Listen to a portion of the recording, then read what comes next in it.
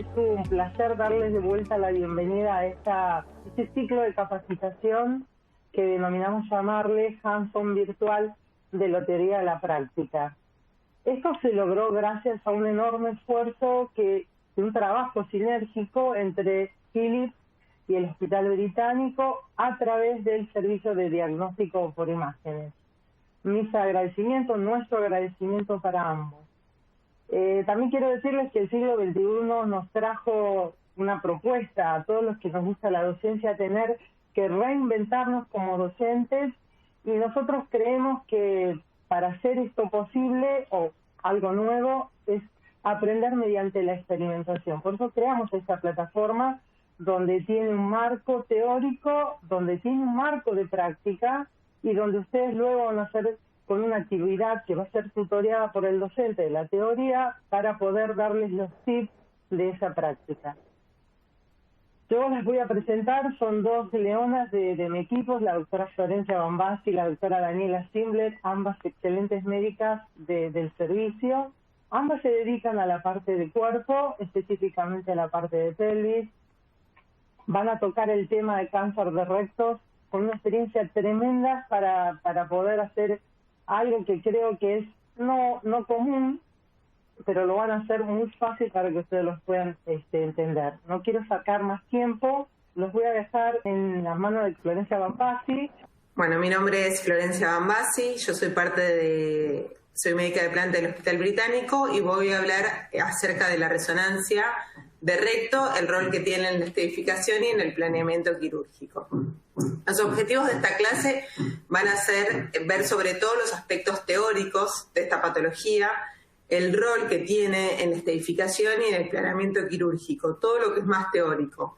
En cuanto al protocolo y al reporte estructurado, nos va a hablar la doctora Simblet en la clase siguiente, va a profundizar sobre algunos aspectos más prácticos y luego ver una mostración de casos. Como sabemos, es la segunda neoplasia en ambos sexos, el cáncer colorectal. El 30% de estos tumores está localizado en el recto y tiene peor pronóstico y mayor recurrencia local. Es muy importante entender que el diagnóstico inicial de esta patología no se hace con la resonancia, sino se hace con un examen coloproctológico, ya sea por screening o porque el paciente tiene alguna sintomatología, seguido de una videocolonoscopía y en el caso de haber alguna lesión sospechosa, poder realizar una biopsia que confirme que hay patología maligna. Una vez que está confirmado por la anatomía patológica, la pregunta es ¿cuándo deberíamos pedir una resonancia de alta resolución? A eso vamos a responder que siempre.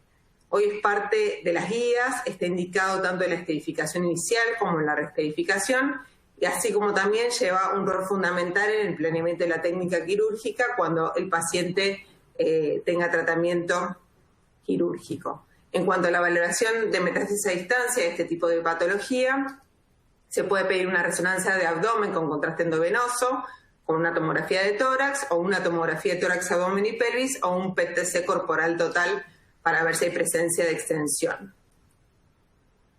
El tratamiento de esta patología es multifactorial, no solo va a depender de lo que nosotros podamos ver en la resonancia, sino de las características del tumor, qué tipo histológico tiene, la condición y preferencia del paciente, qué objetivos se pueda ofrecer con la cirugía y los resultados funcionales que la misma tenga, si hay preservación del esfínter o no. Por eso el abordaje es multidisciplinario, no va a depender solo de un servicio o de una especialidad, sino de un conjunto y una evaluación de varias especialidades. La primera parte es estetificación inicial, como dijimos, vamos a ver el aspecto más técnico de la misma, después Daniela va a profundizar en lo práctico. Hoy por hoy está indicada en todos los pacientes, deberían ser estetificados con una resonancia de alta resolución. ¿Y esto por qué es? Porque la resonancia logra discernir a los pacientes que tienen bajo riesgo de los de alto riesgo. Los pacientes con bajo riesgo al momento del diagnóstico ya vamos a ver que son candidatos a una cirugía como tratamiento curativo, que la elección es la escisión total del mesorrecto, sobre todo para los tumores de recto superior y medio. En cambio, los pacientes de alto riesgo van a ser aquellos que se van a beneficiar con una neoadjuvancia previa con el objetivo de bajar el estadio tumoral y así poder ser candidatos a una cirugía como tratamiento definitivo, con un margen de resección R0, digamos. Estadificar estos pacientes con resonancia magnética llevó un cambio radical en la recurrencia y en las tasas de sobrevida, ya que elegir el tratamiento correcto en el momento del diagnóstico va a aumentar y mejorar el pronóstico del paciente. ¿Cómo hace la resonancia para lograr esto? Nos brinda información específica acerca de varios puntos que van a determinar si el paciente es de alto o bajo riesgo, como puede ser el TNM, la invasión vascular extramural, el depósito tumoral, la estratificación ganglionar, la localización de los tumores y sobre todo poder consignar si el margen de resección circunferencial está comprometido o no al momento del diagnóstico. En cuanto al T, es uno de los aspectos que vamos a ver. El T se refiere a la localización del tumor. Hay dos estadificaciones, una que corresponde al recto superior y medio, que es la de la izquierda de la pantalla, y la de la derecha de la pantalla es de recto inferior, que la vamos a ver más adelante. La de recto superior y medio, hay tumores que van a estar confinados a la pared, que van a corresponder al T1 y al T2. Los tumores T1 son mucosos y submucosos. Ahí hay una división con los T2 porque estos tumores son pasibles de tratamiento endoscópico o loco regional, como puede ser el TAMIS. De los tumores T2, que se invade la muscular propia, o los T3 tempranos, ya hay una diferencia ahí porque hay extensión extramural, compromiso de los planos grasos mesorrectales en menos de 5 milímetros, se consideran de buen pronóstico, candidatos a una cirugía, y de T13 en adelante hasta T4, cuando ya hay invasión de órganos vecinos, son pacientes de peor pronóstico, se sugiere hacer una neoadjuvancia previa. El T1, como dijimos, son tumores que comprometen mucosa o submucosa. La resonancia de alta resolución tiene, su título lo dice, tiene la capacidad de tener alta calidad morfológica y poder diferenciar las capas del recto, pudiendo decir con mayor precisión dónde está localizada la lesión previo a una cirugía o al examen del anatomopatólogo. En la imagen inferior vemos el recto en el medio, la capa hiperintensa. La primera hipointensa corresponde a la mucosa y la hiperintensa a la submucosa. En este caso está medio exagerado porque está medio edematizada y se va a encontrar rodeada por la muscular propia, que es la capa hipointensa del final. Luego siguen los planos grasos mesorrectales que los separan de la fascia homónima o mesorrectal. En esta imagen ampliada vemos en cara posterior cómo se observa una lesión pseudopolipoidea que está dividida, la flecha roja lo marca, de la submucosa, que no invade la submucosa y ni la muscular propia, caracterizada como un T1, siendo candidato a escisión local. En cuanto a los tumores T2, la diferencia es que invaden la muscular propia y el ERUS, o la ecografía transrectal, tiene un papel también fundamental en la valoración de estos pacientes, ya que tiene una alta sensibilidad y especificidad para discernir entre estas dos capas, que a veces por resonancia puede generar algún tipo de duda, sobre todo cuando hay mucha invasión profunda en el T1. Lo que no nos va a ayudar la ecografía es a ver el resto de los factores que también son pronóstico y también ayudan a ver si el paciente es de bajo o alto riesgo, como es el compromiso de la fascia mesorrectal, del margen de resección circunferencial, los ganglios, y también tiene limitaciones para los tumores altos, ya que muchas veces no tiene buen alcance. O sea, serían estudios complementarios. Se puede pedir tanto la resonancia como la ecografía, de hecho se pide, y se complementan entre los dos para poder hacer la estadificación.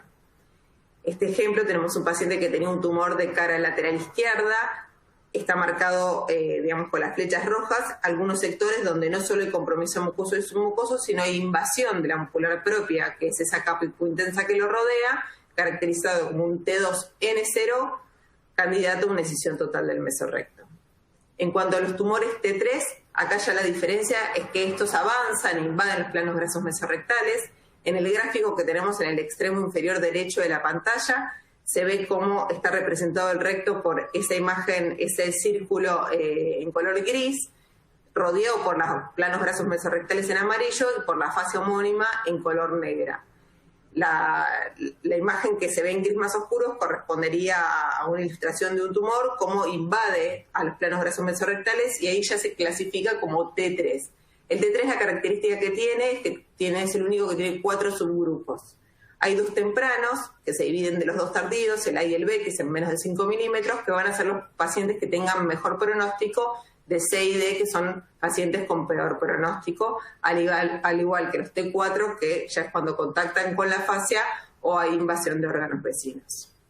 En la imagen de la izquierda de la pantalla podemos ver un tumor que compromete sobre todo en un plano axial la cara lateral izquierda del recto, lateral derecha, perdón, y señalado con la flecha vemos un sector donde hay compromiso o extensión más allá de la muscular propia, invadiendo los planos grasos, y si uno lo quisiera medir, siempre debe medirse en donde hay mayor profundidad de extensión del tumor, en este caso era 2,6 milímetros, caracterizado o estadificado como un T3B N0 con un margen de resección negativo, candidato a una cirugía como tratamiento primario. En la imagen de la derecha vemos un tumor por ahí un poquito más grande, de cara anterior y lateral izquierda, marcado con las flechas rojas, las flechas verdes, a partir de hora 12 a hora 3 es el mayor sitio de extensión. En la línea roja marcaría cómo se mediría la extensión o la profundidad extramural, era más de 5 milímetros, correspondía a un T3C, candidato a neoadjudancia. En cuanto a los marcadores anatómicos, también nos van a servir para ver el pronóstico del paciente y son muy útiles para el planeamiento de la cirugía. Es muy importante porque la resonancia los identifica con claridad. O sea, nosotros al momento del informe vamos a poder decir cómo es la relación de los tumores con estos marcadores. Es un punto de referencia anatómico, la reflexión anterior del peritoneo, que es el primero que vamos a ver, y rodea la porción superior del recto y parcialmente al sector anterior del recto medio. Es muy importante ya que divide la parte intraperitoneal o intraabdominal del recto de la parte pelviana. Como dije, es fácilmente identificable por la resonancia, nosotros deberíamos hacer el ejercicio de siempre buscarla. En la imagen de la izquierda vemos como esta fascia que está marcada, es esta línea hipointensa que está marcada con flechas rojas por encima de la vejiga. El mejor corte para poder visualizarla en forma íntegra es el sagital, como en este caso es un sagital de alta resolución, y se inserta en la cara anterior del recto medio a nivel del ápice de las vesículas seminales en los hombres y a nivel del cérvix uterino en las mujeres. Está marcado con la flecha verde. Todo lo que quede por encima va a corresponder al segmento del recto intraabdominal o intraperitoneal y lo que quede por debajo al segmento pelviano. También la podemos ver en el plano axial, como es en la imagen de la derecha, marcada con la flecha roja, insertándose a nivel del ápice de las vesículas seminales en la cara anterior del recto medio.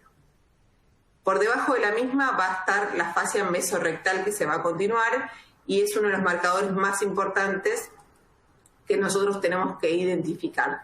Rodea el recto medio y en menor medida el recto inferior, y es tan importante conocerlo y poder informar sobre la relación de los tumores con el mismo, ya que es el plano de disección para la escisión total del mesorrecto. El objetivo es que este plano esté libre si uno decide hacer un tratamiento quirúrgico para tener una resección R0 en anatomía patológica y que la cirugía realmente sea curativa. Los pacientes que tengan este plano o estén en contacto comprometido al momento del diagnóstico van a tener peor pronóstico y van a tener mayor probabilidad de metástasis a distancia y de recurrencia local. Lo más importante también es conocer que la resonancia tiene alta sensibilidad y alto valor predictivo negativo para poder reconocer no solo la fascia, sino saber si está comprometida o no. En el informe siempre va a aparecer este dato. Es el factor pronóstico más confiable de sobrevida a 5 años. En las imágenes superiores es un corte axial el de la izquierda y coronal el de la derecha. Vemos cómo ya es un segmento de recto medio porque estamos a la mitad de las vesículas seminales, rodeado por los planos grasos mesorrectales y por este halo hipointenso marcado con la línea roja que corresponde a la fascia mesorrectal. Se asemeja mucho a la imagen de la patología o de la anatomía patológica, que es un corte macroscópico que está en la parte inferior de la pantalla. Entonces, cómo mismo antes de uno operar a un paciente puede conocer con qué se va a encontrar luego de la resección. En la imagen en coronal vemos marcado con las flechas rojas a la fascia mesorrectal como rodea al sector superior y medio del recto y luego se va al sector medio e inferior del recto, luego se va a ir afinando y la parte distal o más caudal del recto y el conducto anal va a quedar rodeado por el complejo elevador del ano que está marcado con las flechas rojas, con las flechas blancas. Esto es algo, ya lo dije, pero lo repetimos, el éxito terapéutico va a estar directamente relacionado con la obtención de márgenes libres en la anatomía patológica. o sea, que nosotros podamos decir con claridad antes de la toma de una conducta, ya sea quirúrgica o no, si esto está comprometido, le va a cambiar mucho la sobrevida al paciente y la recurrencia. ¿Cuándo se considera que está comprometido? Cuando el tumor primario está en contacto, se encuentra a 1 milímetro o atraviesa la fascia mesorrectal, que ya la vimos cómo se identifica en resonancia. También hay que hacer una mención especial en cuanto al depósito tumoral y los ganglios linfáticos, ya que si bien no se informa como comprometido, se debe poner que está amenazado. Se debe consignar que si están a 1 milímetro en contacto o atraviesan las mismas, y la conducta va a ser similar, o sea, van a ser candidatos a neoadjudancia porque el margen de resección va a estar amenazado. En esta imagen vemos cómo hay un tumor de cara anterior del recto que tiene gran extensión extramural y con las flechas rojas se ve claramente el contacto con la fascia, de hecho la atraviesa. En un T4 con un margen de resección positivo, candidato a neoadjudancia. O sea, a este paciente no habría que operarlo porque el margen estaría comprometido. En cuanto al ENVI, es la invasión vascular extramural, corresponde a la presencia de células tumorales dentro de estructuras vasculares y si bien no es parte del TNM, también está presente en el informe porque es un factor pronóstico. Cuando hay compromiso vascular, aumenta la probabilidad de metástasis a distancia y disminuye la sobrevida de los pacientes. El compromiso ganglionar es otro de los puntos que nos brinda la resonancia y que ayuda a estratificar a los pacientes según su riesgo de elegir el tratamiento. Es un factor pronóstico e indicador de quimio y radioterapia. Hay dos grandes grupos, los locorregionales, que se clasifican con N según el número, menos de 4 va a ser N1, más de 4 N2, y la extensión lateral, o sea, ganglios en las cadenas laterales de la pelvis o en retroperitoneo, van a corresponder a M1. Hay que hacer una mención porque acá en esta misma clasificación entran los depósitos tumorales como N1C, y a qué nos referimos es cuando hay presencia de tejido tumoral por fuera del tumor primario que se puede ver en el mesorrecto o por fuera del mismo, que perdió toda característica ganglionar, o sea, no le vemos forma de ganglio, no le vemos cápsula, solo vemos un tejido morfo con intensidad de señal similar a la del tumor y lo caracterizamos como un N1C, que es depósito tumoral. En cuanto a los criterios, la resonancia, lo más importante es que no solo sirve para ver si hay presencia de ganglios o no, sino lo interesante es que nosotros podemos decir si esos ganglios creemos que están comprometidos por la enfermedad o no. Los criterios que utilizamos son la forma, que estén redondeados, los bordes irregulares o que tenga intensidad de señal heterogénea. Hay otros criterios como puede ser el diámetro axial máximo, que se considera más, los ganglios que tienen más de 8 milímetros pueden tener mayor probabilidad de compromiso, aunque no es algo tan utilizado, sino más que todo las características de los ganglios. Y también podemos decir que cuando encontramos componente mucinoso, que es un tejido como hiperintenso o intensidad de señal hiperintensa en el T2 dentro de la estructura ganglionar, vamos a consignarlo como un ganglio comprometido. Siempre hay que informar el número y la localización de los ganglios que nosotros vemos y cuáles están comprometidos, ya que sobre todo esto nos va a servir no solo para ver qué N es, sino también cuando el paciente se restadifique, porque estos pacientes son candidatos a neoadjudancia, poder ir a buscar los mismos ganglios y decir si siguen presentes o respondieron al tratamiento y ya no se visualizan.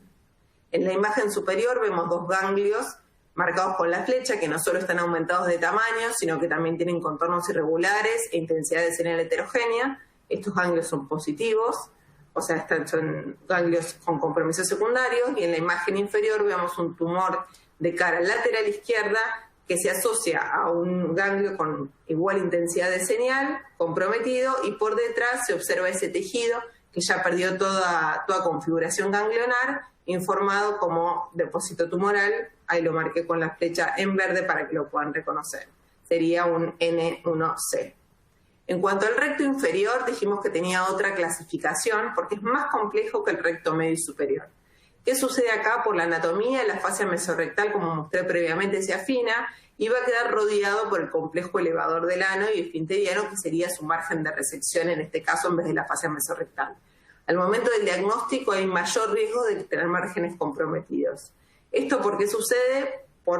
Acá en el coronal, digamos, podemos ver como las partes superiores del recto están rodeados por los planos grasos mesorrectales y por la fascia mesorrectal marcado con la flecha verde, y están lejos del margen de resección. Sin embargo, si vamos hacia el caudal, hacia la parte inferior del recto, y conducto anal, vemos como el espacio se achique y el margen de resección que va a estar dado por el complejo elevador del ano va a estar más próximo al segmento del recto o al conducto anal, está marcado con las flechas en color colorado. Los puntos a tener en cuenta en los tumores de recto inferior es la distancia del mismo al sector superior del canal anal, para ver si es candidato a una cirugía, si va a ser posible que haya preservación esfinteriana o no, y la extensión lateral de los tumores. La extensión lateral es la que nos va a dar el T. Si invaden el espacio intereffinteriano, el músculo elevador, el periné o los órganos vecinos. A diferencia de la estadificación de recto superior y medio, no hay subdivisiones en cada estadio. Este cuadro o esquema lo puse para un poco resumir lo que vinimos viendo hasta acá, como si uno primero hace una resonancia cuando el paciente tiene un cáncer de recto, según los datos que esta aporte va a poder elegir el tipo de tratamiento. Entonces el Colegio de Estados Unidos, que es la parte superior de la pantalla, considera que los tumores T1 y T2, vistos por resonancia, con un N0 y M0, son de buen pronóstico, candidatos a una cirugía, mientras que los tumores, que ya son T3 y T4, con ganglios positivos o localmente irresecables, tienen mal pronóstico y son candidatos a una neoadjudancia, y si luego de la rastreficación mejora, a una cirugía.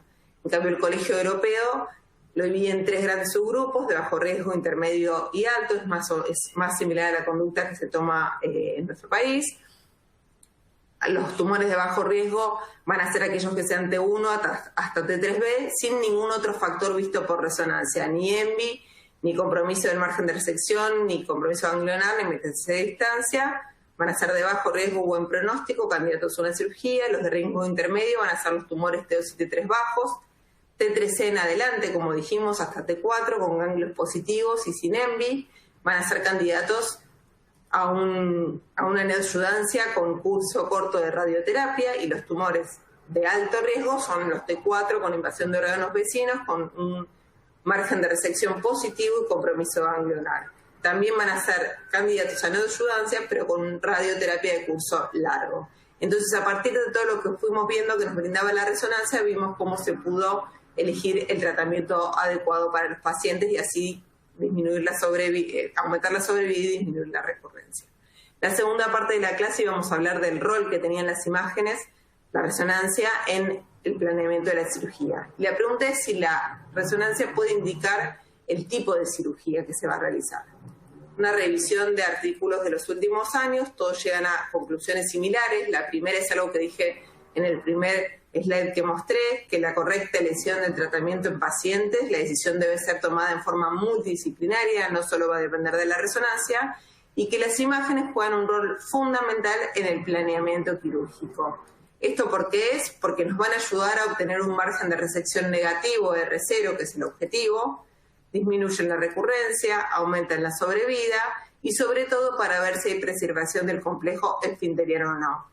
Antiguamente las cirugías por ahí, los pacientes no eran valorados previamente con resonancia, las cirugías eran más cruentas, los pacientes quedaban con una colostomía definitiva y esto llevó a un deterioro en la calidad de vida. Hoy por hoy se trata que a partir de todo esto, el paciente, si es posible, tenga preservación esfinteriana y tenga mejor calidad de vida. Los métodos que se proponen como diagnóstico son el ERU, que es la ecografía transrectal, pero el gold estándar en todos los artículos y en todas las guías es la resonancia de alta resolución. No solo es útil para la elección del tratamiento, según el riesgo, como ya mencionamos varias veces, sino que también es útil para el planeamiento quirúrgico, ya que nos brinda de marcadores anatómicos que nos van a ayudar a la selección de la técnica. Los dos más importantes son la reflexión anterior del peritoneo y la fascia mesorrectal. Siempre va a haber que identificar qué relación tengan los tumores con los mismos, con estas estructuras, si están comprometidas o no, o si está por encima de la reflexión o no. Ya contamos en eso anteriormente. La localización, que no había hablado previamente, pero siempre se mide en el corte sagital, desde el margen anal, que está marcado con la línea en rojo. Se divide en 3 segmentos, es de recto superior, medio e inferior. La técnica quirúrgica va a cambiar. Nosotros por resonancia podemos decir dónde está localizado, y como ya mencioné previamente, sobre todo para los tumores de recto inferior, la distancia que tienen al borde superior del canal anal. Siempre se mide en el plano coronal, siempre que sea posible, lo más estricto es hacerlo en el plano coronal, Si no es posible, también se puede hacer en el sagital, pero es muy importante que esté informado y para el planeamiento, digamos, prequirúrgico y poder ya decirle al paciente si va a haber preservación esfinteriana o no. Se intenta que los tumores estén a más de 1 o 2 centímetros del conducto anal, así la resección es un R0 y también queda un espacio para poder hacer la anastomosis término-terminal. En cuanto a los tumores de recto superior y medio, ya hablamos previamente que hay otras cirugías, pero la más utilizada y la indicada es la decisión total del mesorrecto, y para los tumores de recto inferior es más complejo. Hay varias cirugías, yo voy a nombrar algunas nomás, como puede ser la resección interesfinteriana, la amputación abdominopelviana o la extraelevadora, según qué grado de invasión, que nosotros lo podemos ver, qué grado de T tenga, lo podemos ver por resonancia, va a ser qué cirugía se va a utilizar. Entonces, en esta imagen, en el gráfico que tenemos del lado izquierdo, podemos ver los planos de disección en la ilustración. En la flecha, en la imagen o la línea en color verde, vemos como es una disección total ultra baja, con la línea azul marcada la disección interesfinteriana y con la línea en color colorado por fuera del elevador del ano es la amputación abdominopelviana extraelevadora. En este caso ya no podría haber preservación del esfínter porque estamos sacando el complejo elevador. Estos mismos planos de disección en la imagen de la derecha podemos ver cómo se identifican en resonancia. Entonces nosotros, pudiendo decir con claridad dónde está el T, el cirujano va a poder elegir con mayor exactitud qué tipo de cirugía va a tener que realizar para obtener un margen cero de resección. En este paciente vemos un corte axial y un corte coronal. A la derecha, o la primera imagen, vemos un tumor de conducto anal, o en esta imagen se ve el conducto anal, que compromete al esfínter interno en su cara lateral izquierda de hora 3, de hora 2 a hora 5 aproximadamente, marcada con las flechas en verde, que tiene extensión invadiendo el espacio interesfinteriano, y no solo eso, sino que también contracta con el músculo puborectal o conducto anal externo. Vemos lo mismo en el plano coronal, como es un tumor de recto inferior que invade casi la totalidad del conducto anal. Si uno quisiera hacer una resección curativa, debería hacerlo por fuera del elevador del ano.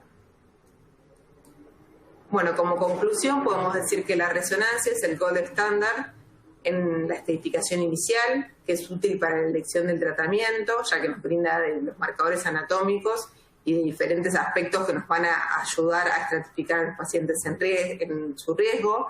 Elegir bien el tratamiento del paciente en el momento del diagnóstico lleva un cambio radical en la recurrencia y en la tasa de sobrevida, y es una herramienta fundamental para el planeamiento quirúrgico y la elección del tipo de cirugía que se realice. Nunca nos tenemos que olvidar que no solo va a depender de nuestro informe de resonancia, sino que el tipo de tratamiento que se elija para estos pacientes, sino que debe ser parte de una discusión multidisciplinaria. Muchas gracias. Bueno, ahora vamos a continuar. Las preguntas las dejamos para el final, si hay alguna duda, y vamos a continuar con la clase de la doctora Zimbler, que nos va a hablar de especificaciones técnicas de resonancia de recto e informe estandarizado. Bueno, muy buenas tardes a todos. Como ya entonces expuso en su charla la doctora Bambasi, vimos que la resonancia de recto para la estadificación del cáncer de recto es muy importante y aporta mucha información para todo el equipo multidisciplinario que se ocupa de esta patología, y lo que vamos a hablar puntualmente ahora es cómo tiene que ser ese protocolo para que la resonancia de recto sirva y cómo tenemos que plasmar nosotros como radiólogos toda esa información en el papel, en el informe que va a recibir el médico tratante y que va a ser compartido con todo el equipo que va a tratar al paciente.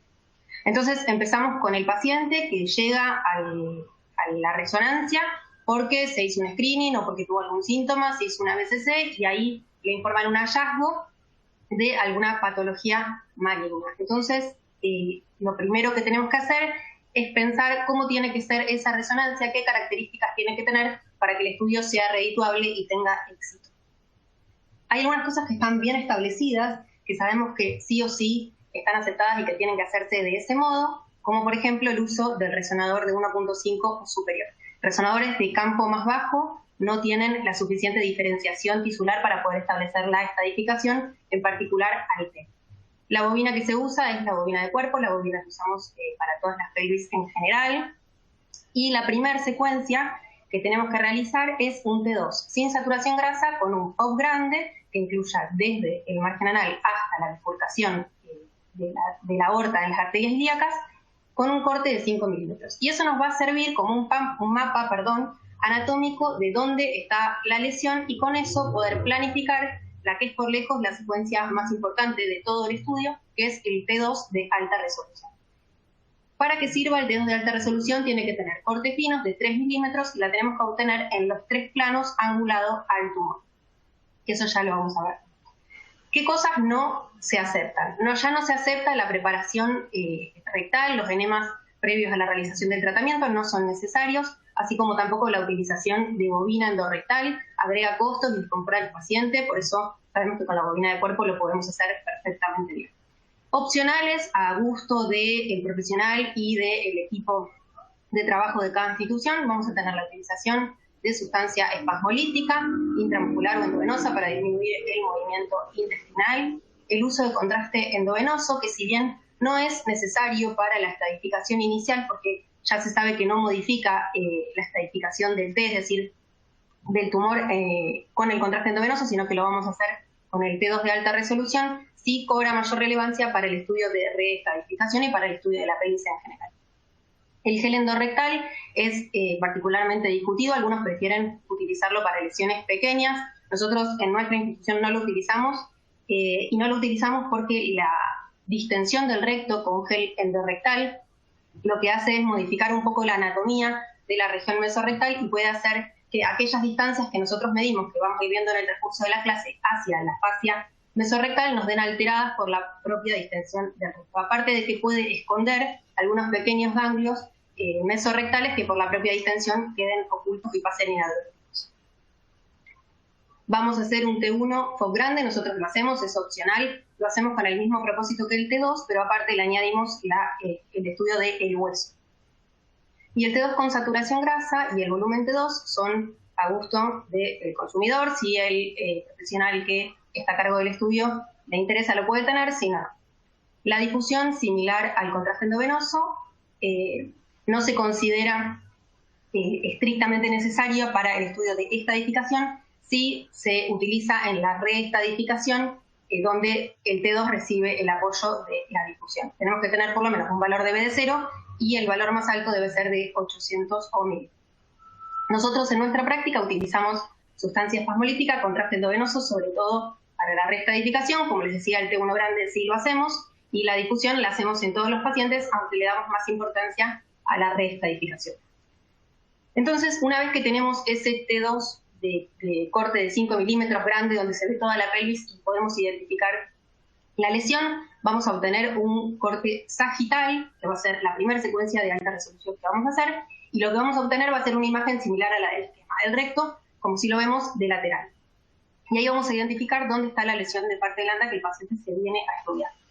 La secuencia casi de las más importantes que tenemos es el axial oblicuo. Y es axial oblicuo porque lo que vamos a hacer es, tomando el eje longitudinal de la porción del recto donde se encuentra la lesión, trazamos una línea a 90 grados bien ortogonal. Entonces, al tumor vamos a cortar en el plano.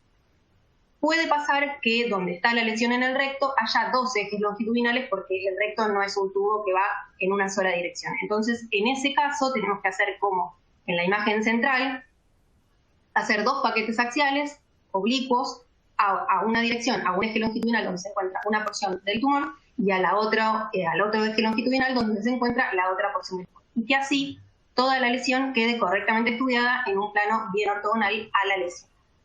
Y eso es importante porque, por ejemplo, en esta lesión, que es claramente visible en el corte sagital, donde el eje longitudinal del recto donde se encuentra la lesión está marcado por la línea blanca, donde está medida la lesión, y si nosotros queremos cortarlo de forma correcta, lo hacemos a 90 grados a este plano para que nos quede un corte ortogonal. Y obtenemos esta imagen de una lesión circunferencial que mantiene cierta distancia con la fascia mesorrectal que está marcada con la flecha roja.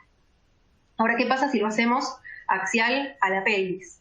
Entonces lo que obtenemos es otra imagen totalmente distinta donde pareciera que el recto está tocando la fascia mesorrectal y eso no es cierto, no es real, es un error que se da por la mala angulación en la realización del estudio. Por eso es muy importante estar atento a esto, porque si nosotros en este caso, por ejemplo, informaríamos que la fascia mesorrectal está comprometida por el tumor, toda la cadena de decisiones posteriores se va a ver modificada por un error que fue de planeamiento.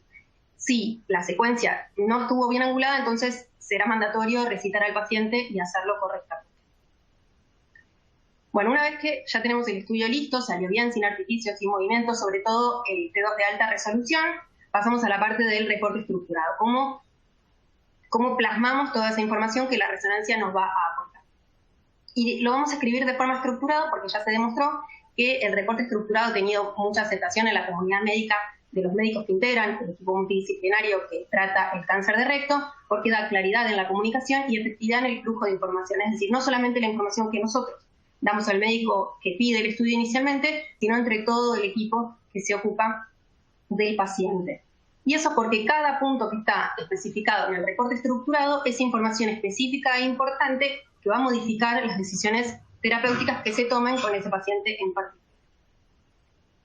Entonces, no hay que perder de vista que el objetivo del informe va a ser la categorización al menos del TN, o sea, de la estadificación locorregional. Y para eso entonces siempre hay que tener a mano o cerca, hasta que lo sepamos todo de memoria, la estadificación del T. No voy a ahondar en detalles porque ya lo explicó muy bien la doctora Bombassi, teniendo en cuenta que el T2 va a ser la infección hasta la muscular propia y que el T3 va a ser a partir de que el tumor invade la grasa mesorrectal para los tumores de recto medio superior, y que para los tumores de recto inferior vamos a prestar especial atención a toda la relación que tenga la lesión con el espacio interesfinteriano, el esfínter interno y el esfínter externo. Lo mismo con el N. Si vemos la tabla de estadificación del N, vemos que la estadificación cambia según la cantidad de ganglios linfáticos afectados, es decir, que ya nos da la pauta de que los vamos a tener que contar. Y por otro lado, sabemos que el N1C habla sobre los depósitos tumorales, es decir, que los vamos a tener que buscar e identificar. Esta es toda la información que a grandes rasgos no debe faltar en el reporte de resonancia del T. Lo vamos a informar como MR, porque la estadificación va a ser por resonancia. TNM. Todo esto debe figurar en el T, todo esto en el N, lo vamos a ir viendo en el transcurso de la charla. Si hay depósitos tumorales, que dijimos es parte del N, y si hay ENVI, que es la invasión vascular extramural. Pasamos entonces paso a paso por la descripción del T, que es lo primero que va a aparecer en el reporte. Lo primero dentro de la descripción del T es la localización del tumor en el plano longitudinal, es decir, como vimos, el recto lo dividimos en 3/3, inferior, medio y superior, y la ubicación del tumor es bastante fácil de pensarla. Simplemente medir el borde inferior de la lesión y el margen anal. En este caso, por ejemplo, la lesión da 57 milímetros de margen anal. Entonces la vamos a ubicar en el recto medio, que es de 5.1 a 10 centímetros. Como la lesión mide 49, casi 50 milímetros, sabemos que va a tomar recto medio y superior. Por eso es una lesión de recto medio con extensión a recto superior. También lo vamos a ubicar en el plano axial. Y para eso, mirando el plano axial y transversal, vamos a pensar en el recto como si fuese la cara de un reloj, donde hora 12 va a ser el sector anterior y hora 6 el sector posterior, y la lesión, por ejemplo, esquemáticamente, la ubicamos entre hora 8 y hora 9. Otro punto a tener en cuenta va a ser el patrón morfológico. Se describen 4 tipos de patrones morfológicos de las lesiones del recto, según sea polipoideo, ulcerado, circunferencial o semicircunferencial, y así es como lo vamos a poner en el papel, en el informe. Y el contenido mucinoso, por sí o por no, si tiene contenido mucinoso, teniendo en cuenta que la mucina la vamos a ver hiperintensa en secuencias T1 y T2, y que lo que vamos a ver hiperintenso es la propia parte blanda de la lesión. Es decir, el adenocarcinoma de recto puede tener secreción mucosa, que la vamos a ver como contenido hiperintenso también, pero que la vamos a ver en la luz, como en la segunda foto. Cuando la lesión es particularmente mucinoso, ese contenido hiperintenso lo vemos sobre la parte blanda de forma total o como lagos, y en ese caso vamos a poner en el informe contenido mucoso, sí. Otro punto de la localización y morfología de la lesión es la longitud máxima de la misma, simplemente tomando en el plano que mejor se vea, coronal o sagital, el punto más superior de la lesión y el punto más inferior, informando la longitud máxima en milímetros. La distancia del tumor al borde superior del canal anal, como decía, la doctora Bambasi también anteriormente, desde el borde inferior del tumor, podemos medirlo si tenemos una imagen donde veamos el canal anal y el tumor, en el mismo plano, lo podemos hacer en el plano coronal, que sería lo ideal. Pero muchas veces eso no nos pasa por esta angulación que tiene el recto en algunos de sus sectores. Entonces, en ese caso, podemos tomar, como en la foto, el borde inferior del tumor, medir hacia la línea cubocoxigia, que va a ser una referencia de donde se ubica la línea dentada, y con eso obtenemos la distancia. La extensión extramural es uno de los puntos más importantes del informe. Es claramente visible en la resonancia de alta resolución porque nos define el T. La vamos a informar en milímetros según cuánto se extiende desde la muscular propia hacia la grasa mesorrectal, si es que lo hace. Las lesiones pueden estar en la mucosa o submucosa, que sería, como mostraba antes la doctora, en la anatomía normal del recto. La mucosa la vamos a ver como una fina línea hipointensa, la submucosa como el sector hiperintenso que se encuentra por detrás más profundo, y la muscular propia como todo ese anillo hipointenso que rodea a el recto. Cuando eso está invadido, sin sobrepasar a la grasa mesorrectal, decimos que es un tumor estadio 2 que invade la muscular propia. Ahora, si la lesión se extiende más allá de la muscular propia, tiene invasión hacia los brazos mesorrectales, como vimos según la estadificación, hay que cuantificar cuántos milímetros se extienden más allá de la muscular propia. Trazamos una línea imaginaria, como la línea punteada roja, por donde iría la muscular propia de esa porción del recto, y medimos hacia lo más profundo donde se vea la lesión. Y también es bueno informar de, si lo vemos, esta misma imagen, como teniendo en cuenta que lo tenemos al reloj de frente, de qué hora a qué hora se ubica la máxima extensión extramural de esta lesión. Y hay que hacer una salvedad cuando medimos la extensión extramural, podemos encontrarnos pequeñas especulaciones que llegan hacia el recto, pero que no son lesión propiamente dicha. Se ven como finas líneas hipointensas, como se ven en la foto, con la flecha roja, pero que no se consideran lesión y no deben incluirse dentro de la medida de la extensión extramural. Distinto es si estas líneas se ven con intensidad de señal de parte blanda o con un grosor mayor. Entonces, en ese caso sí pueden ser incluidas porque se consideran parte de la lesión.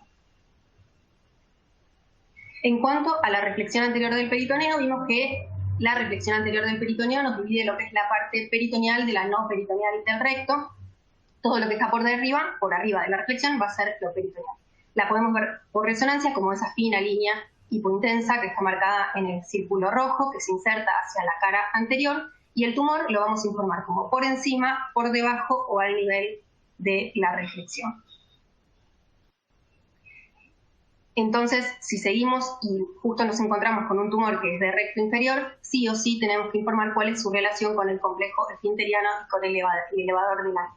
Si bien consideramos los 5 centímetros para definir lo que es recto inferior, si uno es estrictamente anatómico, como vemos en la segunda foto con la línea roja, todo lo que se encuentre por debajo del origen del elevador, que es ese músculo que se ve con forma de copa en el corte coronal de la segunda foto, trazamos una línea roja que vaya del origen de un elevador al origen del contralateral, y si el tumor tiene un sector que queda por debajo de esa línea, significa que tiene una porción que es total o parcial de recto inferior. Y en ese caso, entonces, hay que mencionar cómo se encuentra el complejo esfinteriano en relación al mismo, si invade el esfínter interno, si invade el espacio interesfinteriano o si lo atraviesa y compromete al músculo puborectal.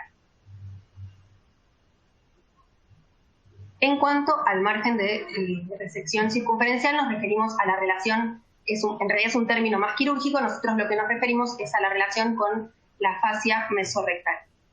El tumor puede tocarlo o no tocarlo, y en ese caso vamos a decir que la fascia mesorrectal está libre si el tumor no la toca, o comprometida si está a menos de 1 milímetro, la contacta o la atraviesa. Esto va a ser aplicable a los tumores que se encuentren por debajo de la reflexión anterior del peritoneo, es decir, a los de recto medio e inferior. Si se encuentra en el recto superior, por arriba de la reflexión anterior del peritoneo, lo podemos informar como no aplicable.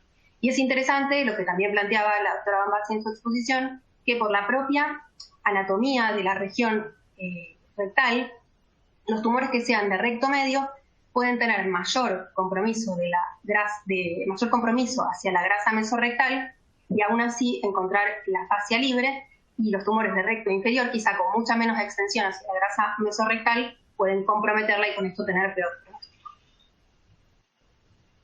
Una vez que entonces terminamos con la descripción del T, pasamos a la descripción del N, de los ganglios linfáticos.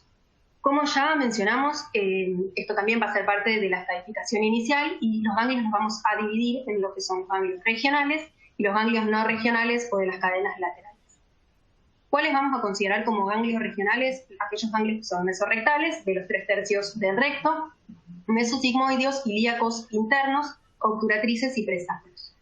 Nos importa si existen, es decir, si están o no, y eso lo vamos a definir como si son positivos, es decir, sospechosos, negativos, es decir, no sospechosos, en qué número se encuentran, y ganglio por ganglio, en qué localización y qué medida tienen.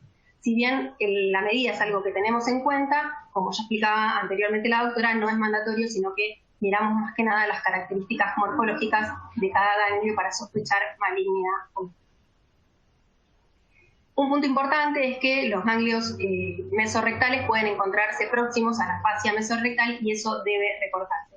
Si bien no vamos a considerar el margen de resección circunferencial comprometido por este motivo, tiene que informarse porque cambia la terapéutica del paciente. ¿Y cómo lo informamos? Como está en el ejemplo. Por ejemplo, un ganglio mesorrectal positivo sí, en este caso no se encuentra a menos de 1 milímetro, pero como está muy próximo lo aclaramos, mesorrectal medio izquierdo de 7 milímetros, el que está en el círculo rojo, a 2 milímetros de la fascia mesorrectal. Pasamos entonces a los ganglios extramesorrectales, que son importantes porque de tener ganglios positivos los consideramos M1, y vamos a considerar sospechoso aquel ganglio que tenga bordes irregulares, señal heterogénea, y se describe el centímetro en el eje corto como en otras múltiples regiones para considerarlo sospechoso, aunque teniendo en cuenta que si la morfología del ganglio y la señal nos da de sospecha, entonces en ese caso no importa si el ganglio no llega al centímetro en el eje corto, se puede considerar sospechoso y con esto estadificarlo como un M1. Pasamos entonces al depósito tumoral. Muchas veces es muy difícil hacer el diagnóstico diferencial entre un depósito tumoral y un ganglio patológico. Como decíamos antes, el depósito tumoral es un pedazo de tumor que se encuentra separado del tumor primario, generalmente dentro del mesorrecto, y que obviamente no va a tener morfología de ganglio porque no lo es, va a tener una forma mucho más irregular, pero a modo de tip para ubicarlo hay que pensar que el ganglio pertenece a cadenas donde los vasos le pasan por al lado de forma paralela. En cambio, los depósitos están fuertemente asociados a la invasión vascular y por esto en los cortes ortogonales, como vemos en la flecha, se puede ver un vaso que entra directamente hacia el depósito y eso puede ser un signo que nos ayude a diferenciarlo y con esto estadificarlo de forma distinta, ya que el depósito tumoral positivo se considera N1C. Decíamos respecto a la invasión venosa extramural que muchas veces se asocian a los depósitos y que la vamos a identificar como vasos con irregularidad de su pared, con aumento de su tamaño y con intensidad de señal de partes blandas en su interior. Y es muy importante ponerlo en el informe como ENVI positivo o ENVI negativo, porque tiene fuerte relación con la diseminación hemática que puede tener el paciente posteriormente. En cuanto a la invasión de órganos adyacentes, lo más frecuente es que sea por contigüidad hacia útero y vagina en la mujer y hacia próstata y vesículas seminales en el hombre. Se describen 3 tipos de categorías de invasión, digamos sin invasión, que es cuando los planos grasos entre las estructuras se encuentran conservados, posible invasión cuando vemos una alteración en la secuencia T2, pero no vemos una clara alteración en el órgano al cual en teoría está infiltrando, y invasión definitiva cuando se ve pérdida del plano graso y se asocia a una alteración en el T2 dentro del órgano. Bueno, una vez que concluimos el estudio de estadificación inicial, en la conclusión vamos a poner nuestro MR-TNM que nos pareció ese paciente en particular, y el paciente se va a ir, va a hacer su tratamiento neoadyuvante y va a volver para la reestadificación. Es importante que esa vuelta para hacerse la nueva resonancia de reestadificación post-neoadyuvancia tenga un tiempo de separación entre 8 y 12 semanas entre que termina el tratamiento y se hace la resonancia. Y eso es porque la radioterapia puede tener efecto residual y si el paciente viene antes de que se cumpla ese tiempo, podemos subestimar la respuesta y luego el paciente en realidad tiene mejor respuesta que la que nosotros esperamos. En cuanto a la resonancia de reestadificación, así como para la estadificación inicial agregábamos el prefijo MR al TNM, acá vamos a agregar el prefijo YMR-TNM. Vamos a tener en cuenta todos los mismos puntos que teníamos presentes para la estadificación inicial, pero vamos a prestar especial atención a cuánto cambio de fibrosis post-neoadjuvancia hay versus la presencia de tumor residual.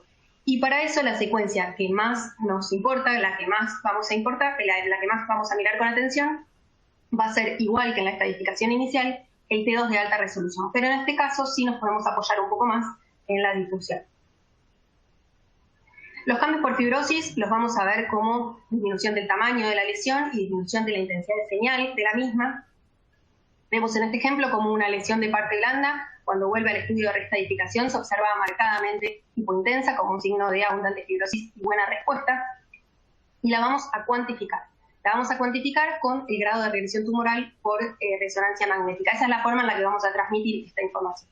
El grado de regresión tumoral por resonancia va de grado 1 a grado 5, siendo grado 1 la respuesta radiológica completa y grado 5, radiológica completa, y grado 5 sin respuesta, es decir, sin cambios post-tratamiento. Entre estas vamos a encontrar el grado 2 con buena respuesta, el grado 3 y el grado 4 con moderada a leve respuesta, siendo la leve respuesta menos de un 50% de fibrosis y donde encontramos todavía mayor cantidad de tumor residual.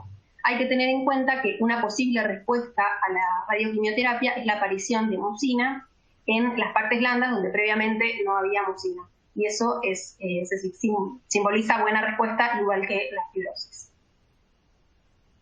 En cuanto a la respuesta del N, los ganglios tienden a disminuir en número y tamaño y hay que comparar siempre el estudio previo con el estudio actual y mirar no solo la lesión primaria, sino también ganglio por ganglio, cómo fue respondiendo cada uno. Muchos ganglios pueden desaparecer, otros pueden disminuir de tamaño, como el caso del ganglio que es claramente irregular, que se encuentra en el círculo rojo en el estudio previo y posterior que tenemos debajo de la pantalla. Y también, como les decía antes, podemos ver cambios mucinosos, como el depósito que se encuentra dentro del círculo azul, que es bien irregular en el estudio inicial y en el estudio posterior disminuyó de tamaño y aparecieron algunos sectores hiperintensos que hablan de buena respuesta. En este caso, para los ganglios también le vamos a dar valor a la difusión porque tiene un alto valor predictivo negativo. En cuanto a la respuesta del ENVI, la vamos a informar como IMR-ENVI, igual que el TNM, y habitualmente lo que vemos es que un paciente que pasaba de ser, como en la primera foto, un ENVI claramente positivo con un vaso con parte blanda y asociado a un depósito tumoral, vemos como en el control posterior, al haber realizado el tratamiento neoadjuvante, se ven como bandas hipointensas, claramente disminuidas de tamaño, es decir que el ENVI ahora es negativo, se negativiza. Vamos a decir que es positivo si los cambios fibrosos son mínimos o menores al 25%. Entonces, y ya para concluir, toda esta información tiene que aparecer en el reporte estructurado, dividido en descripción del T, descripción del N, depósitos tumorales, ENVI, y siempre tiene que llevar una conclusión con el MR-TNM, si es una estadificación inicial, y con el IMR-TNM o el IMR grado de regresión tumoral para los estudios de reestadificación. Nada de todo esto puede obviarse. Muchas gracias, esto ha sido todo. Empezamos sin perder más tiempo por el caso número 1, que era de un paciente de 62 años de edad que consultaba por proctoragia autolimitada de 5 meses de evolución. En el tacto rectal no había particularidades y en la videocolonoscopía identificaban una lesión exofítica mamelonada de 4 centímetros de extensión que ocupaba el 30% de la fibra. Era fiable al paso del endoscopio y se ubicaba, según la BCC, a 12 centímetros del margen anal. Toman las biopsias y eso informa un adenocarcinoma moderadamente diferenciado G2. La primera pregunta era en relación a cuál es la localización del T. Como decíamos antes, vamos a ubicar en el plano sagital a la lesión, medir la distancia al margen anal, que en este caso, si vemos como el recto tiene cierta angulación, tomamos 2 medidas para poder tener una medida más certera, que nos daban 92 milímetros lo cual ubica a la lesión en recto medio superior porque la lesión medía aproximadamente 31 milímetros. Con lo cual la respuesta correcta era recto medio superior. Las otras opciones eran distintas porciones del recto que no corresponden.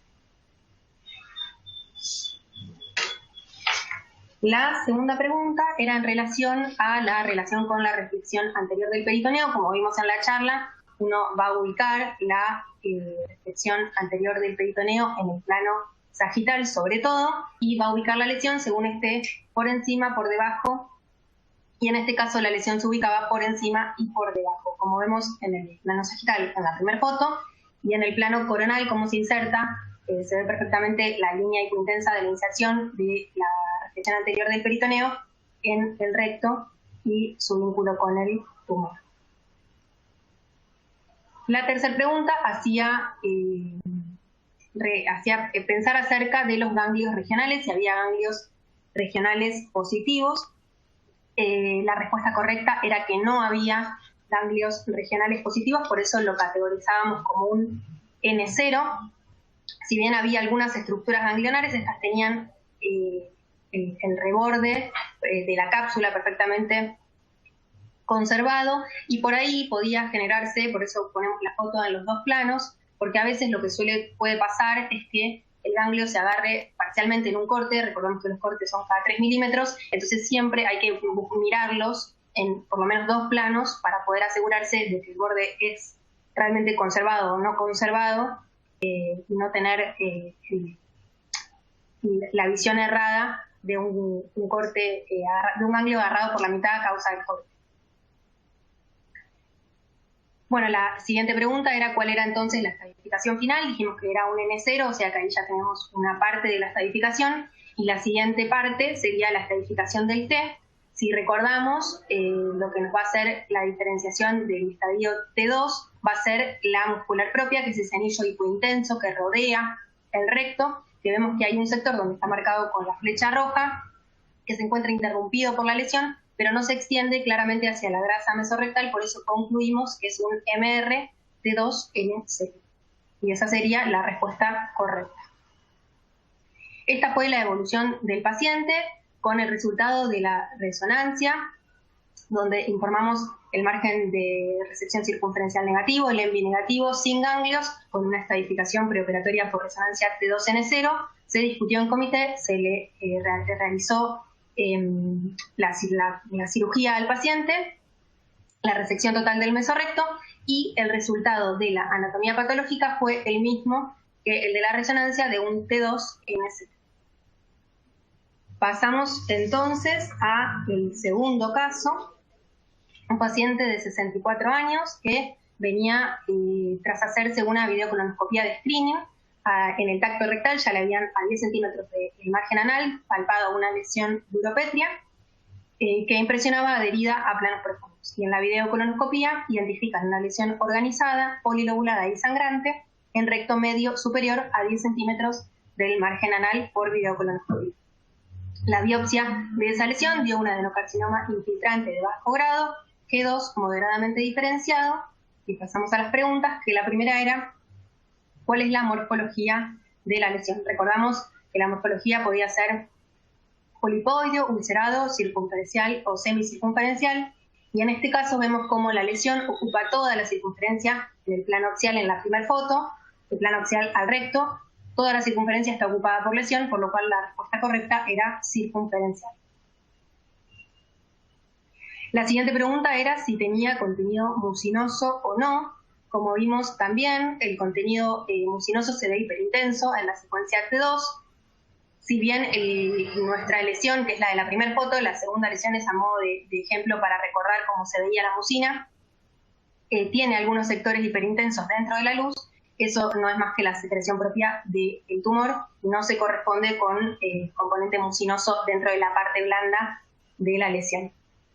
O sea que no tenía contenido mucinoso. La hora máxima, donde se ubicaba la extensión extramural más profunda, recordamos, ubicamos el recto en el plano axial, lo ponemos como si fuese de la cara de un reloj, donde hora 12 es lo anterior y hora 6 lo posterior, y vemos que si bien tiene algunos sectores de extensión extramural, por ejemplo en la cara lateral derecha de menor cuantificación, el sector de máxima extensión se ubicaba entre hora 3 y hora 6, era la respuesta correcta. Vemos que está medido en la foto del medio, que se ve con claridad cómo se asocia a algunas estriaciones y alguna alteración del plano graso mesorrectal, pero que no es lesión de parte blanda propiamente dicha. Vemos que la lesión de parte blanda propiamente dicha se extiende más o menos a 4 milímetros de la muscular propia, lo que determina el estadio 3. La siguiente pregunta era si tenía ganglios o depósitos positivos. La respuesta correcta era que sí. Vemos que tenía algunos ganglios positivos que se ven en el plano sagital, bien en el sector superior, en la parte presacra. Y en cuanto a los depósitos, vemos la diferencia entre la imagen que veíamos previamente de un ganglio alterado con un depósito donde los vasos se meten dentro del depósito, que se ve claramente en la segunda foto, el depósito señalado con la flecha roja. Es decir, que esta lesión va a ser un estadio por lo menos N1C, según el TNF. El margen de resección circunferencial era la siguiente pregunta. Vimos que el tumor no lo contactaba, pero sí tenía un ganglio que estaba en contacto, por lo cual lo informamos como margen de resección circunferencial libre, siempre aclarando que hay un ganglio en contacto y aclarando en qué hora en el plano axial, que en este caso era en hora 7, por eso la respuesta correcta era que era libre con el ganglio en contacto en H7. Bueno, lo que pasó con este paciente entonces es que se estadificó como un T3B por la extensión extramural de 4 milímetros, N1C por el depósito y N2 por la cantidad de ganglios patológicos en un número mayor a 3. Se le hizo la tomografía de estadificación de tórax y abdomen sin particularidades, se le indicó el tratamiento neoadyuvante, que fue realizado y que terminó en febrero de este año. El paciente volvió en junio de este año, se demoró un poco por la situación de pandemia, y se realizó la resonancia de reestadificación.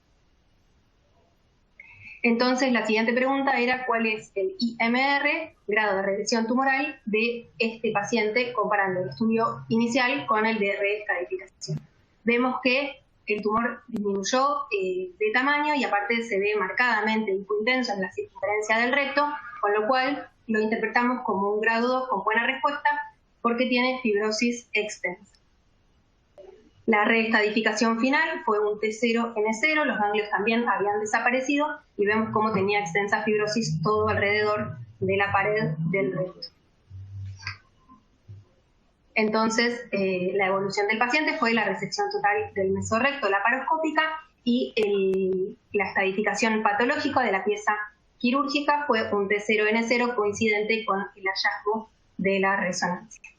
Bueno, yo voy a continuar con el caso número 3. También estaba pedido como una estadificación inicial. La paciente consultaba por constipación crónica.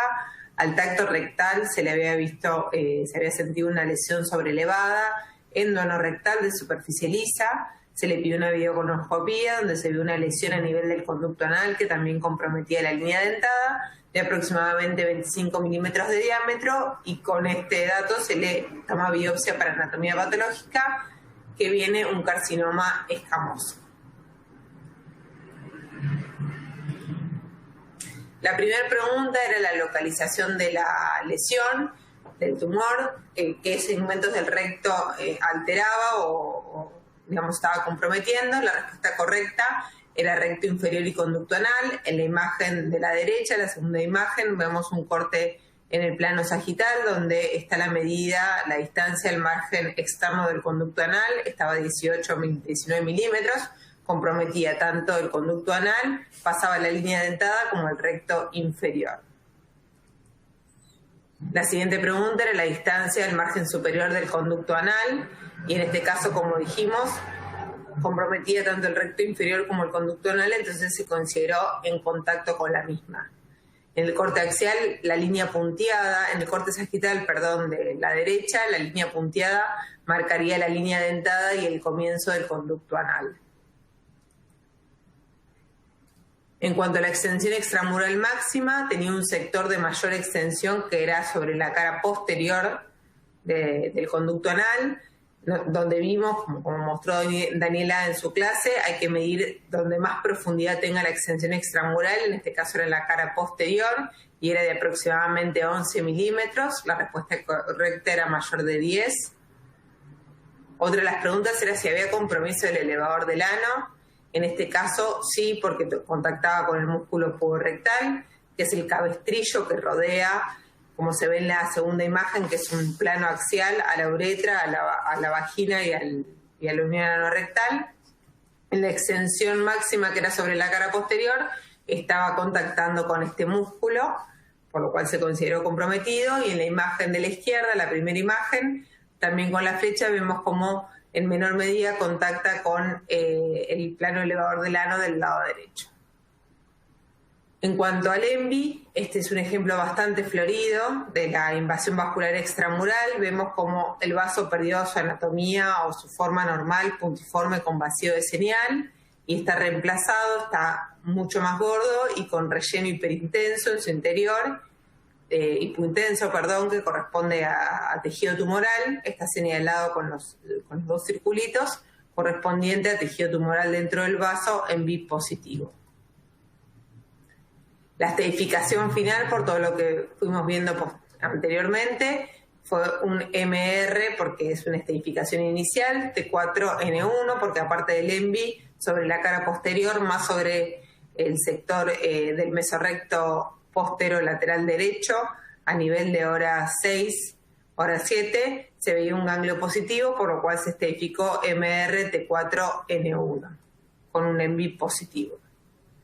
El siguiente caso es el caso número 4, era un paciente que consultaba estaba internado por diarrea y celulitis perianal. Con estos datos se le pide una resonancia de alta resolución y al momento del examen no contamos con ningún otro examen adicional, ni videocolonoscopia ni anatomía patológica. La primera pregunta era la localización de la lesión. En este caso es un corte sagital donde claramente se ve que a partir del conducto anal, o sea, la parte más inferior y más hipointensa es el conducto anal, que se encuentra conservado, y de ahí para arriba los 3 segmentos del recto están comprometidos. También se veía que el sigma estaba comprometido por toda la formación, así que la respuesta correcta fue recto inferior, medio y superior. Esta pregunta era qué capas del recto estaban comprometidas, y en este caso se ve también con claridad que la lesión es sobre todo mucosa, también podría ser en algunos sectores submucosos, pero la muscular propia, que es lo importante, estaba conservada. Tenemos 3 planos en axial, coronal y sagital, son las 3 imágenes que se ven, y en los 3 se nota como el compromiso es de la mucosa, en forma difusa circunferencial. En cuanto al N, esta pregunta es media capciosa porque en realidad si uno no tiene anatomía patológica confirmada no debería estadificar al paciente, no debería poner TNM en este caso porque no sabemos si es un tumor, si es un proceso inflamatorio, no. Sin anatomía patológica no se puede saber, o sea, no sería correcto. Por lo cual se informó como conglomerados ganglionares. Había múltiples ganglios que confluían entre sí formando masas en las diferentes cadenas, y la respuesta correcta fue conglomerados ganglionares.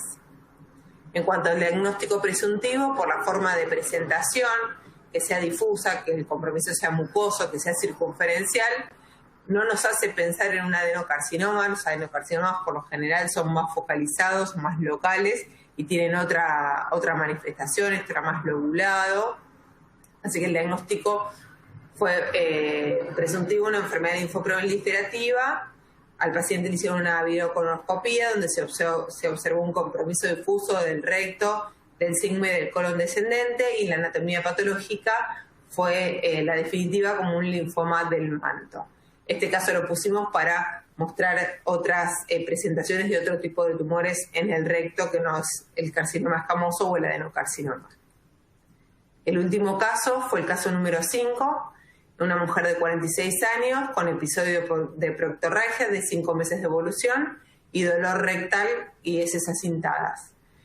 Con este cuadro clínico se le pidió una videocolonoscopia donde se ve una lesión mamelonada sangrante a 5 centímetros del margen anal, y en la biopsia se ve un adenocarcinoma mucoso en un adenoma velloso sin poder excluir mayor patología. Con toda esta información, el coloproctólogo le pide acertadamente una resonancia de estadificación inicial. La primera pregunta era qué morfología tenía esta lesión. Vemos tanto en el plano, en la primera imagen, que es un plano coronal, como en el plano axial, que la lesión tenía una ulceración central, entonces sería ulcerada. Se ve bien marcado con la flecha roja cómo está la úlcera con contenido moco por dentro. El sector donde había máxima extensión extramural, en este caso la lesión era semicircunferencial, aproximadamente de hora 8-9 a hora 7-8, y había un sector sobre la cara lateral izquierda con extensión extramural máxima, ahí se midió y fue a partir de hora 2 hasta hora 5, como está marcado con las flechas. En cuanto al margen de resección circunferencial, había un sector que coincidente con la zona de mayor extensión, que tomaba contacto con la fascia y con el músculo puborectal del lado izquierdo, por lo cual se consideró comprometido. ¿Cómo consideraría el N? Había múltiples imágenes ganglionares aumentadas de tamaño y que tenían varios criterios de malignidad, eran heterogéneas, con alteración de la forma, con intensidad de señal heterogénea, por lo cual, si uno contaba, eran más de 4, correspondía a un N2, pero también había una imagen que está marcada en la tercera foto con la flecha roja, que lo consideramos como un depósito tumoral, así que fue un N2, N1C. El ENVI en este caso no era tan florido como en el caso número 3, que mostré que el vaso estaba más gordo, pero también se considera positivo. Había vasos que estaban en contacto con el tumor. En las dos imágenes sagitales, la cuarta y la quinta marcada, la tercera y la cuarta marcada con la flecha roja, vemos cómo el vaso está aumentado de calibre con señal tumoral en su interior. En el corte coronal y en el axial también vemos cómo está de contornos irregulares, por lo cual fue ENVI positivo. Con todo esto, la estadificación final fue un MR T4N1CN2 ENVI positivo. Acá está el recuadro con cómo fue informado. Y se decide en comité multidisciplinario hacer radioquimioterapia como primer tratamiento para tratar de disminuir el estadio tumoral. Después de varias semanas de finalizado el tratamiento, se le pide la resonancia número 2 para reestadificarlo. En el recuadro de la izquierda vemos la resonancia número 1, donde se ve el tumor inicial y cómo quedó luego del tratamiento, que está en el recuadro en colorado. Vemos que la lesión tuvo gran disminución de volumen, aunque sigue con contenido de partes blandas, por lo cual se consideró como tumor residual. O sea, hubo respuesta, hay disminución del volumen, pero todavía la parte que queda consideramos que tiene presentes células tumorales. Por eso el grado de regresión tumoral fue 3/4, o sea, una respuesta moderada. Se hizo el examen comparativo de los ganglios y se vio que estos sí habían tenido respuesta completa, por lo cual fue un N0. En la reestadificación se agrega el IMR, que indica que el paciente hizo radioquimioterapia, y fue un T3B N0, y con esa información sigue haciendo más tratamiento de radioquimioterapia y se le pide una tercera resonancia luego de finalizado, de varias semanas de finalizado el tratamiento, y se ve cómo sobre el mismo sector donde había el compromiso tumoral ahora está marcadamente hipointenso, sin presencia de imágenes o tejido hiperintenso en esa de intensidad intermedia, en ese sector donde estaba el tumor en un inicio, por lo cual se estadificó como un IMR T0N0. Este paciente, como vimos y como conversamos al principio de la jornada en las clases en mi clase y en la doctora Zimbler, era un paciente de mal pronóstico al inicio porque ya tenía un margen de resección circunferencial comprometido, era un T4, tenía un N2 y tenía ENVI positivo, tenía todos los factores pronósticos para que aumentaban la probabilidad de metástasis a distancia, y así fue. En la resonancia de abdomen se vieron varias imágenes correspondientes a compromiso secundario, por lo cual, si bien a nivel locorregional es un T0, hay progresión de enfermedad porque a distancia es un M1. Este es un resumen, la primera resonancia donde se veía la formación con características de mal pronóstico, en contacto con el margen de resección circunferencial comprometido y ganglios. La segunda resonancia con una respuesta parcial, y ya la tercera resonancia donde, si bien respondió a nivel locorregional, hubo presencia de metástasis a distancia. Por eso mismo, con esta información, de todos modos, en la última resonancia se repitió la videocolonoscopía y se vio una cicatriz a nivel del tumor primario, sin constatar tumor residual, pero hubo progresión a distancia intratratamiento con las metástasis hepáticas.